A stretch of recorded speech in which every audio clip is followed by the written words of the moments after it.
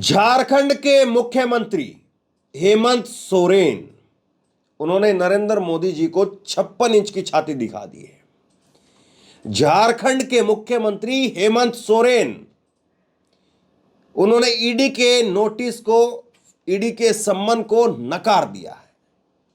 और ईडी के सम्मन को नकारने का मतलब यह है कि झारखंड के मुख्यमंत्री हेमंत सोरेन अब जेल जाने के लिए तैयार हो गए हैं, क्योंकि ईडी उनको नोटिस पर नोटिस, सम्मन पर सम्मन भेज रही थी, पेश नहीं हो रहे थे। और एक बार फिर से हेमंत सोरेन ने कह दिया है कि यह नोटिस गैर कानूनी है, यह सम्मन गैर कानूनी है। और दूसरा प्लान भी हेमंत सोरेन ने एक्टिव कर दिया है। और 2024 से पहले झारखंड के अंदर नरेंद्र मोदी जी ऐसे फंस गए हैं कि ना ये मामला निगलते बनेगा, ना ये मामला उगलता बनेगा। और दूसरा, ना केवल हेमंत सोरेन ने ये मामला जो है वो अपनी तरफ से जो है नकार दिया है, बल्कि दूसरे लोगों के लिए, उनके लिए भी रास्ता खोल दिया है, या यूं कहें कि रास्ता दिखा दिया है। हेमंत सोरेन वो बता रहे हैं तेजस्वी यादव को, वो बता रहे हैं अरविंद केजरीवाल को, वो बता रहे हैं राहुल गांधी को कि देखिए ये ईडी का नोटिस आता है तो उस पर मत जाइए, गिरफ्तारी होती है, गिरफ्तारी दे दीजिए। और दूसरा प्लान उन्होंने अपनी तरफ से एक्टिव कर दिया है। कल्पना सोरेन, हेमंत सोरेन की पत्नी कल्पना सोरेन, उनकी तैयारी कर दी है कि अगर ईडी गिरफ्तार करती है, ईडी के नोटिस पर नहीं जाते हैं तो गिरफ्तारी होती है, तो कल्पना सोरेन को मुख्यमंत्री बना देंगे। और कल्पना सोरेन के लिए बाकायदा एक सीट भी खाली करवा दी है, विधायक का इस्तीफा भी दिलवा दिया है।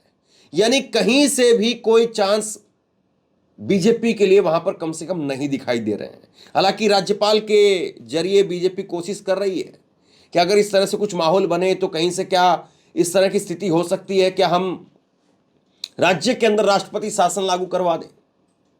लेकिन इतना आसान नहीं है। और अकेले झारखंड की बात नहीं है।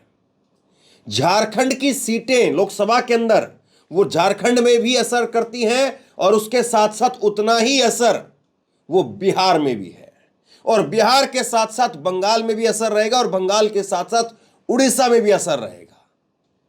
उड़ीसा और बंगाल, इन दोनों राज्यों पर बीजेपी सीधे टक्कर में है, और बिहार में तो उसका बड़ा दांव लगा ही हुआ है। अब नीतीश कुमार भी नहीं है, अकेले कैसे बीजेपी फिर पार पाएगी। और ऐसे में हेमंत सोरेन को अगर जेल भेज दिया तो एक आदिवासी मुख्यमंत्री को जेल भेजने का मतलब यह होगा कि आपका वोट वो छत्तीसगढ़ में भी छिटकेगा। जो आप आदिवासी को सीएम बना करके वहां पर वोट हासिल करने की सोच रहे थे, यह मामला उल्टा पड़ जाएगा, और इसका नुकसान फिर मध्य प्रदेश और गुजरात तक होगा, और राजस्थान तक इसका असर देखने को मिलेगा, क्योंकि वहां पर भी बड़ी संख्या में आदिवासी वोट है, बड़ी संख्या में आदिवासी सीटें हैं। और कल्पना सोरेन, हेमंत सोरेन की जो पत्नी है कल्पना सोरेन, वो कोई गूंगी गुड़िया नहीं है कि हेमंत सोरेन को अगर जेल भेज दिया जाएगा तो कल्पना सोरेन कैसे राज्य चलाएंगी, कैसे राजनीति करेंगी। अभी राजनीति में है नहीं तो फिर कैसे वो संभालेंगी। और बिल्कुल ठीक सामने जो है लोकसभा के चुनाव है, तो लोकसभा के चुनाव में पार्टी को संभालना, कार्यकर्ताओं को संभालना, रैलियों में भाषण देना कैसे होगा ये। तो मैं आपको जानकारी के लिए बता दूं, कल्पना सोरेन वो मोटिवेशनल स्पीकर भी हैं, धारदार जो है वो अंग्रेजी भी बोलती हैं, हिंदी भी बहुत अच्छी बोलती हैं, और एक अच्छी वक्ता है। राजनीति में इतना काफ़ी है, अच्छी समझ है आपके पास में, अच्छे वक्ता है आप, फिर उसके बाद में सरकार तो आईएएस आईपीएस और मंत्रियों के सहारे भी चल जाएगी। और जब आप उस राजनीति में आएंगे, और जाहिर सी बात है घर पर एक माइंड मेकिंग भी जरूर हो रही होगी। तो हेमंत सोरेन का कुल मिलाकर के दाव आप समझिए, करीब करीब 4.5 एकड़ की जमीन है, करीब करीब 4.5 एकड़ की जमीन है। उस 4.5 एकड़ की जमीन के खरीद में और बेचने में धांधली का आरोप लगा करके ईडी उनको बुला रही है। लेकिन बात केवल इतनी नहीं है, हेमंत सोरेन से अलग अलग कई मामलों को लेकर के पूछताछ की बात हो रही है। और हेमंत सोरेन से जब अलग अलग कई मामलों को लेकर के पूछताछ की बात हो रही है तो कहीं ईडी उनको गिरफ्तार ना कर ले, यह भी एक डर है। और इस डर को खत्म करने के लिए हेमंत सोरेन ने पूरी तरह से अपने पत्ते खोल दिए हैं और अपने विधायक, जिनका नाम है ये जेएमएम के विधायक हैं सरफराज अहमद ने इस्तीफा भी दे दिया है। सरफराज अहमद के इस्तीफे के बाद में बताया जाता है कि सरफराज अहमद को हेमंत सोरेन का एक फोन गया, फोन के बाद में इस्तीफा आ गया, किसी को खबर तक नहीं लगी, किसी को भनक तक नहीं लगी। और हेमंत सोरेन का वहां पर जो है वो दाव दूसरा ये आ गया कि सरफराज अहमद की सीट से उनकी पत्नी कल्पना सोरेन वो अपने दावेदारी ठोकेंगी और वहां से विधायक बनेंगी, लेकिन सीएम वो पहले ही बन जाएंगी। जिस तरह से बीजेपी ने किया है ना अभी राजस्थान में, कि चुनाव में उम्मीदवार को ही मंत्री बना दिया, टेक्निकल जो ग्लिच होता है उसका फायदा लेते हुए। हालांकि वो मामला दूसरा है, चुनाव हो रहे हैं वहां पर, यहां पर चुनाव नहीं है, आचार संहिता लगी हुई है वहां पर, लेकिन वो मामला ठंडे बस्ते में कैसे चला गया देखिए जरा, इतनी बड़ी बात भी। तो बीजेपी की इसी ट्रिक को जो है वो अपनाते हुए और लालू प्रसाद यादव के मॉडल को अपनाते हुए हेमंत सोरेन ने वाकई नरेंद्र मोदी के सामने 56 इंच की छाती दिखा दी है कि जो कोई काम दूसरा नहीं कर पाया वो हेमंत सोरेन ने कर दिया। वरना ईडी के शिकंजे में कितने नेता आए और ईडी के शिकंजे में कितना नेता आकर के जेल में भी चले गए। तो हेमंत सोरेन जो कि मुख्यमंत्री हैं, क्या पहले ऐसे मुख्यमंत्री मोदी राज में होने जा रहे हैं जिनको ईडी गिरफ्तार करेगी? सवाल ये है। दूसरी बड़ी बात, हेमंत सोरेन क्या लालू प्रसाद यादव की तरह से जलवा बखेरते हुए और झारखंड और बिहार के अंदर, खास तौर पर इन दोनों राज्यों में, और उसके बाद 3 राज्य आप और गिन लीजिए, छत्तीसगढ़, बंगाल और उड़ीसा, और उसके बाद 3 राज्य आप दूसरी तरह से गिन लीजिए, मध्य प्रदेश, गुजरात और राजस्थान। ये मैं कैटेगरी वाइज इसलिए बता रहा हूं आपको कि सबसे ज्यादा जो नुकसान होगा वो बीजेपी को झारखंड में होगा। झारखंड की राजधानी दुमका है लेकिन चलता सब कुछ रांची है, लेकिन चलता सब कुछ दुमका से है। और फिर दूसरी बात, लालू प्रसाद यादव, उनकी जो है वो जब वो पेशी होती थी रांची के अंदर ही होती थी, तो लालू प्रसाद यादव का झारखंड का और बिहार से निकला ही है झारखंड, तो ये बिहार के अंदर भी असर रहेगा, बड़ा असर रहेगा, सबसे बड़ा असर बिहार के अंदर ही रहेगा। तो पहली कैटेगरी का नुकसान जो है वो झारखंड में और बिहार में होगा। दूसरी कैटेगरी का नुकसान जो पड़ोस के लगते हुए राज्य है और आदिवासी क्षेत्र में है, छत्तीसगढ़ में बड़ा नुकसान होगा। उसके बाद में बंगाल में, वहां पर भी ममता बनर्जी इस बात को भुनाएंगी और ममता बनर्जी हेमंत सोरेन के साथ में खड़ी हुई है, और उड़ीसा में भी उसका नुकसान होगा। उसके बाद में तीसरी कैटेगरी पर आ जाइए। तीसरी कैटेगरी पर जो आदिवासी वोट हैं, आदिवासी सीटें हैं, मध्य प्रदेश के अंदर है, गुजरात के अंदर है और राजस्थान के अंदर है, वहां पर भी नुकसान होगा। तो बीजेपी क्या इतने बड़े नुकसान को सहन करने के लिए तैयार है?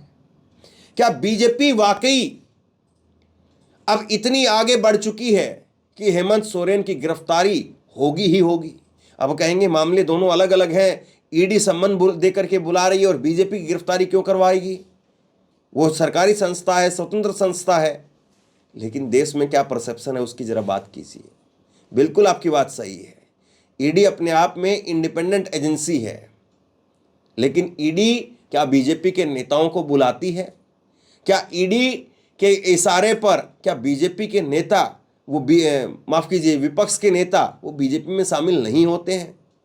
जरा चौक चौराहे पर एक बार आप पूछ करके तो देखिए लोग क्या कहते हैं ईडी के बारे में, तब आपको पता चलेगा एजेंसियों की कितनी दुर्गति हुई है पिछले कुछ सालों में, ये आपको पता चलेगा।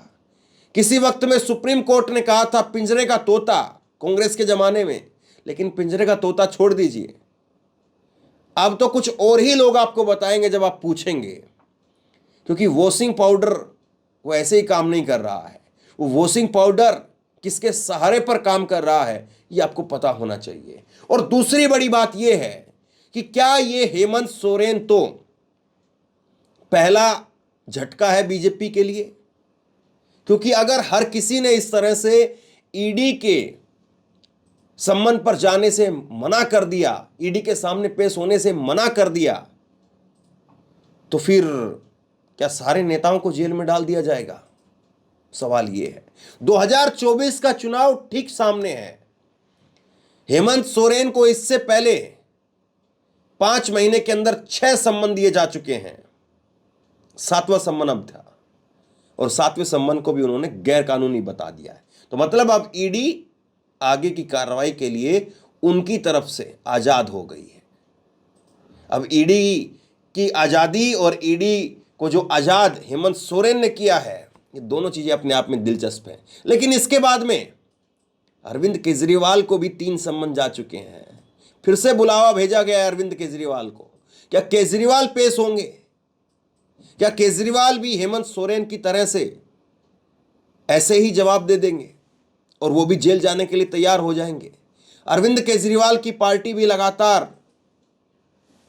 वो भी कैंपेन चला रही है कि अरविंद केजरीवाल इस्तीफा दें कि ना दें। अरविंद केजरीवाल क्या जेल से ही सरकार चलाएं? तो ये सारी चीजें जो विपक्ष के नेताओं के कुनबे में चल रही है, ये मोदी जी के लिए बड़ा अशुभ संकेत है 2024 के लिए। क्योंकि अगर इस तरह से होने लगा और नेताओं ने इस तरह से सब कुछ अलग कर दिया, तो फिर बड़ी मुसीबत खड़ी हो जाएगी। और इसके बाद में बुलावा तेजस्वी यादव को भी है। तो क्या 2 सीएम और एक डिप्टी सीएम, उनको हम 2024 के चुनाव से पहले जेल में देखेंगे? क्या 2 सीएम और एक डिप्टी सीएम, उनको नरेंद्र मोदी जेल में भेजने का जोखिम उठाएंगे? वैसे जब चुनाव सामने होते हैं तो कोई भी इस तरह का रिस्क नहीं लेता है, कोई भी सरकार इस तरह के रिस्क नहीं लेती है। लेकिन क्या नरेंद्र मोदी इसको दूसरी तरीके से भुनाने का प्रयास करेंगे कि देखिए ये सारे भ्रष्टाचारी हैं, ये सारे करप्ट हैं, और जब इनको एजेंसियां बुलाती हैं जांच पड़ताल के लिए तो ये सहयोग नहीं करते हैं, उल्टा चोर कोतवाल को डांटे उस नीति पर काम कर रहे हैं। और ऐसे में सरकार, एजेंसी अगर गिरफ्तार ना करे तो क्या करे? और क्या मोदी जी इन दोनों सीएम को और एक डिप्टी सीएम को, इन तीनों को, हेमंत सोरेन, अरविंद केजरीवाल और तेजस्वी यादव, इन तीनों को गिरफ्तार करके भी एक मैसेज ये देने का काम करें कि देखिए साहब, एक तरफ जो है वो मंदिर भी बन रहा है, राम मंदिर। हर चीज में आप मंदिर को साइड में रख करके मत देखिए, उसके एंगल को रख करके चलिए। अब ये मंदिर वाला जो मसला है वो मोदी के लिए, और दूसरा उसके साथ में कि देखिए भ्रष्टाचारियों के ऊपर वार करने में, उनको जेल भेजने में मोदी कतई एक इंच भी वो पीछे नहीं होते हैं। कोई नफा नुकसान से वो डरते नहीं है। लेकिन ये बात गले उतरती नहीं है कि लोग इसको जो है वो स्वीकार कर लेंगे, क्योंकि लोगों के सामने फहरिस्त है कि 95%, 95% विपक्ष के नेता ही कब्जे में क्यों आते हैं, विपक्ष के नेता ही निशाने पर क्यों आते हैं? क्या बीजेपी के नेता सारे वो बेदाग हैं? एक तरफ बीजेपी के नेताओं की फहरिस्त है, बलात्कारी नेताओं की फहरिस्त है, बलात्कार के आरोप नेताओं की फहरिस्त है। तो ये तो वो आरोप है जो लोगों के ऊपर लगाए जाते हैं, या लोग जिसको जो है वो भुगतते हैं तो सामने आ जाते हैं। ताजा मामला भी बीएचयू के प्रकरण का है, मोदी जी के संसदीय क्षेत्र का है। तो जब एक तरफ नरेंद्र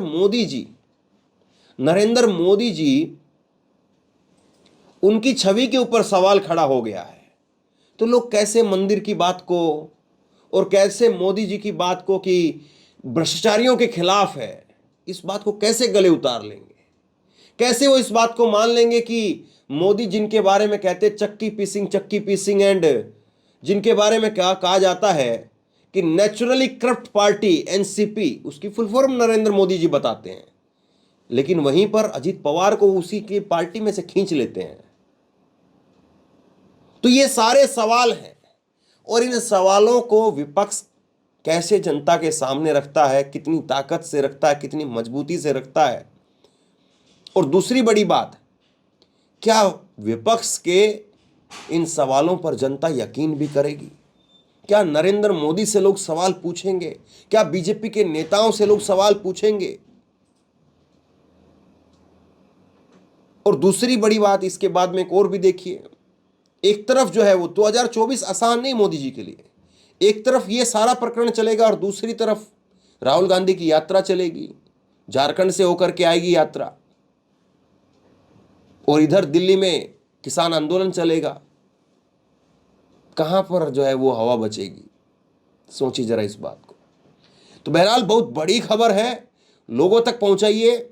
और क्या आपको वाकई लगता है कि हेमंत सोरेन वो ईडी के सामने पेश ना होकर के गिरफ्तारी देने के लिए जो तैयार हो गए हैं, ये उनका सही कदम है?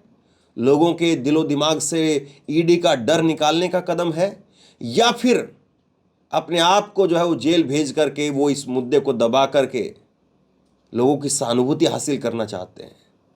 आप बताइए, आप इसको किस तरह से देखते हैं? नीचे कमेंट बॉक्स में अपनी राय लिख करके जरूर बताइए। इस वीडियो को खूब शेयर कीजिए, लोगों तक पहुंचाइए, और इसी तरह की तमाम खबरों के लिए ऑनलाइन न्यूज़ इंडिया को सब्सक्राइब कीजिए। साथ में जो बेल आइकन है, घंटी है, उसको जरूर दबाइए, ताकि जैसे कोई खबर अपलोड करें उसकी नोटिफिकेशन सीधे सबसे पहले आपको मिल सके। अगर ये वीडियो फेसबुक पर देख रहे हैं तो फेसबुक पर हमारे पेज को लाइक कीजिए, फॉलो कीजिए और इस खबर को शेयर कीजिए। आपका बहुत बहुत धन्यवाद।